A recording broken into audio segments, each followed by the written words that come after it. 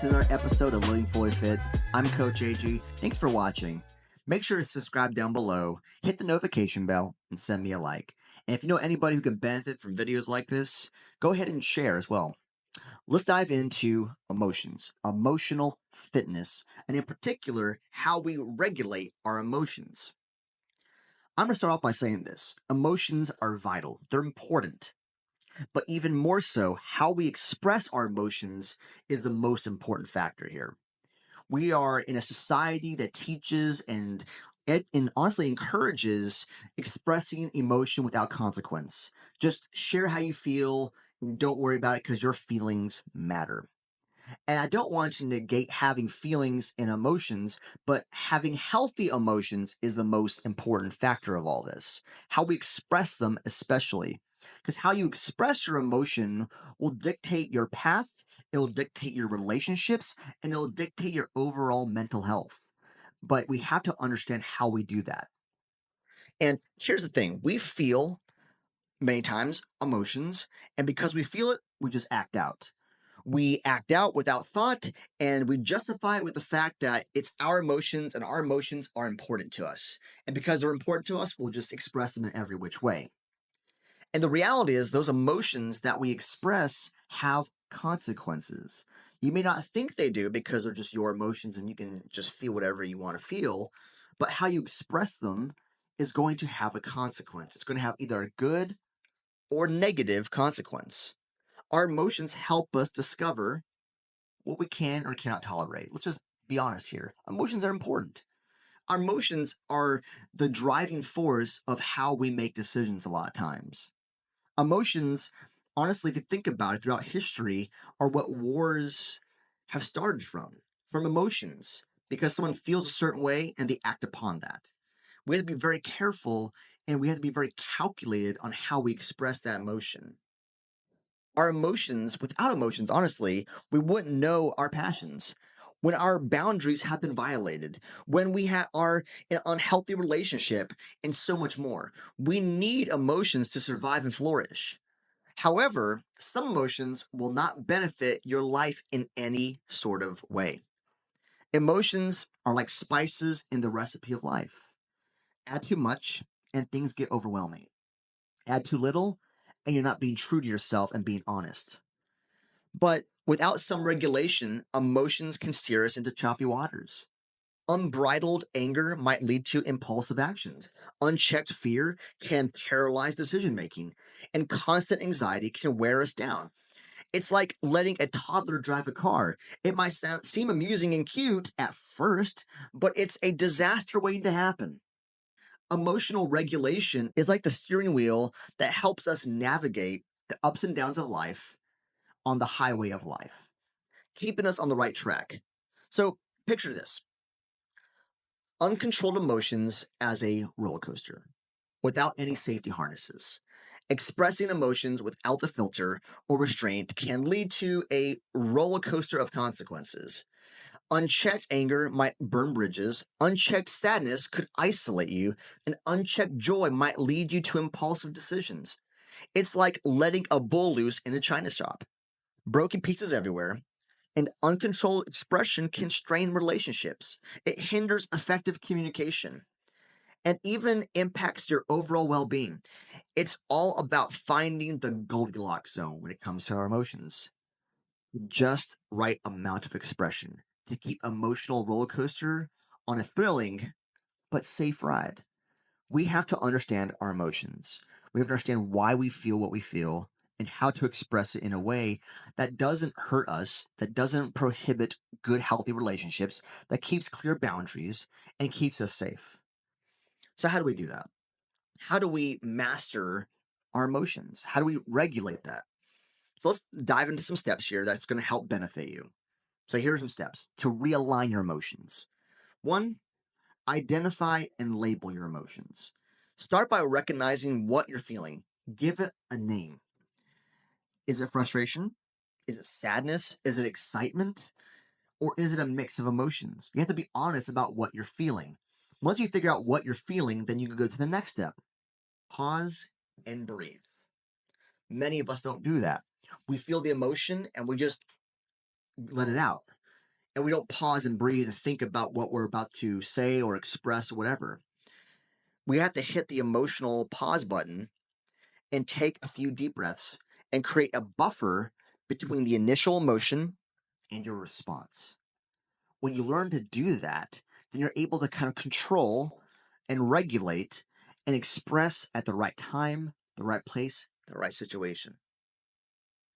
Number three, on the steps here, reflect. Ask yourself why you're feeling this way. Understand the root cause. Sometimes emotions are just the tip of the iceberg. You have to think about what you're thinking, think about what you're feeling. If you're not processing your emotion, you're going to just express it. If you're not digging deep to why you're feeling anger, frustration, you might not understand the root cause and it's going to keep recurring. It's like relationships. If you're not too sure why that person upset you, why is that person upsetting you? You have to ask that. Why is this situation making me so angry or so sad? Is it the situation or is there something deeper there? I would say the next step here is you have to challenge your negative thoughts. If your emotions are fueled by negative thoughts, challenge them. Are they based on facts or are they a distorted perception of the situation? Because again, perception is not fact. Perception is your vantage point. Perception is the way you see things. But the way we see things isn't always correct. So we have to challenge that. And we have to ask the right questions that gets us back to the grounding of facts. Because if you're just going off of how you feel and how you see things and how you perceive things, you might perceive things very incorrectly. You might perceive things with a cloudy lens and miss out on the reality of what's really happening. You have to practice mindfulness as well. Bring yourself to the present moment. Focus on your senses. What you see, what you hear, what you feel. It can help anchor you in reality. The idea of kind of stopping, looking around, and processing the situation. That's what mindfulness is taking that time to kind of meditate on what is happening. Let it marinate in your life. The next step, practice empathy. Consider the perspectives of others. Understand different viewpoints can often soften the intensity of your emotions. Because maybe you're angry at that person, but you don't know, maybe they triggered you in a certain way, but they didn't mean to because they're going through their own situation. They're going through their own emotional turmoil. Have some empathy. Why is this person acting this way, acting out this way? If someone's yelling at me, maybe they're not yelling at me because I did something wrong or because they don't like me. Maybe they're yelling at me because they just got in a fight with their spouse back at home. You have to have a little empathy in the situations. Dig deep, ask the right questions. What's really going on here? If you're not willing to dig deep, you're going to miss out and you're going to burn those bridges that you could honestly keep if you enact some empathy, if you really practice empathy here. You need to find some healthy outlets as well. Find constructive ways to express your emotions. It could be through journaling, exercising, or talking to someone you trust that's going to give you good sound advice. Someone that isn't going to rile you up and tell you what you want to hear so you can just, yeah, that person's a jerk. Yeah, they're a jerk. Let's go. You just go punch them in the face. That's not the right way either. Find someone who's going to ground you, that's going to keep you grounded and emotionally stable, that isn't going to rile you up and make you feel worse or more intense. You want people you can trust, yes, but people who are going to be smart enough how to regulate your emotions as well. The next step is develop coping strategies. You need to come up with a toolkit of coping mechanisms, things that help you calm down and regain control. Maybe it's taking a hot bath. Maybe it's going for a walk. Maybe that's listening to some soothing music. Maybe it's praying. Maybe it's meditating. Maybe that's doing some stretches. Maybe it's exercising, going for a hike. Whatever it is, come up with healthy coping mechanisms. There are so many unhealthy coping mechanisms that people tend to go for when they're dealing with emotional stress. And it typically is alcohol, drugs, sex, pornography, those kind of things that tend to be very unhealthy coping mechanisms. So find some good, healthy coping mechanisms that will help kind of reset you, get you calm, and gets you back to those other steps of thinking about what you're thinking, what you're feeling, and getting you into the right mindset. But then reality sets in is you have to really set boundaries because sometimes what triggers you in emotions is the lack of boundaries. You know, when you step back from the situation, establishing emotional boundaries, you'll have your own personal space bubble to really process things. And that means taking a step away. That says, you know what? If I'm feeling this way, I am not going to react. I'm going to take a step away and go in the other room, go for a drive, process, recenter, come back to the situation, especially in an argument with a person, with a family member or friend or coworker. Step away from it. Create that boundary. Hey, let's get back to this. We'll talk later. I need to cool down. I need to process these emotions. That's okay to be honest with that. And if they're not willing to let you do that, that's on them.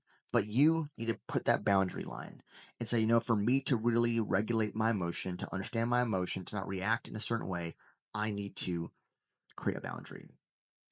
And lastly, seek professional help. If your emotions feel overwhelming, there's no shame in seeking guidance from a therapist or counselor or coach. There's no shame in asking for help.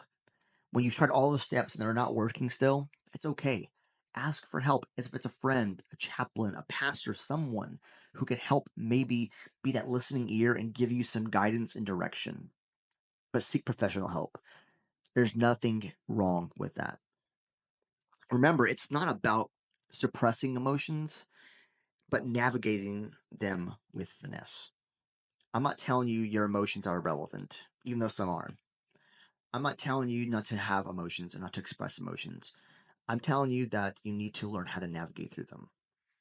Think about think about emotions as jujitsu, using the right energy of your emotions in a controlled and strategic way. When you're doing jujitsu, it's the same way. You're being strategic and controlled to pin your opponent down, to get them in a hold that makes you the victor. You're trying to navigate your emotions like an emotional jujitsu, where you are being strategic of how and when to let it out, when to let that emotion out, how to express it in a way that's productive and healthy for you.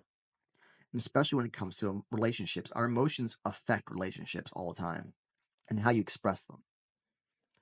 If not regulated, honestly, if not understood, if not processed and experienced and expressed appropriately, they will do more harm to your credibility and to your impact. Hopefully, this video was helpful for you on how to regulate your emotions and understand them. Anyways, I'm Coach AJ with Living Fully Fit. Thanks for watching another episode. Make sure to subscribe down below, send me a like, hit the notification bell, and if you know anybody that can benefit from an emotional, regulatory, emotional fitness video like this, make sure to share too. Thanks for watching.